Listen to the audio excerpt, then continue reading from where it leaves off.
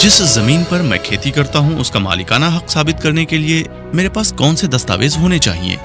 अगर कोई किसान जमीन का मालिक है तो उसके पास जमीन के लिए खतौनी होना चाहिए। अगर खेती करने वाला किसान खेती की जाने वाली जमीन का मालिक नहीं है तो उसके पास जमीन के मालिक से अनुबंध पर खेती के लिए ली गई जमीन के पट्टे का दस्तावेज होना चाहिए।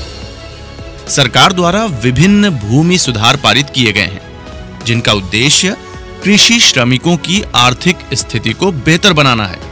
उदाहरण के लिए जमींदारी प्रथा के उन्मूलन के साथ प्रणाली से जुड़े सभी शोषण को हटा दिया गया है।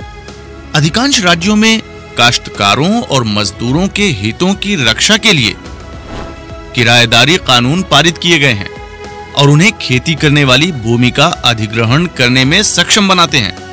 प्रत्येक राज्य ने कृषि जोत पर एक निश्चित सीमा तय की है जिसके द्वारा एक व्यक्ति के पास उतनी भूमि हो सकती है जितनी कानून द्वारा तय किया गया है।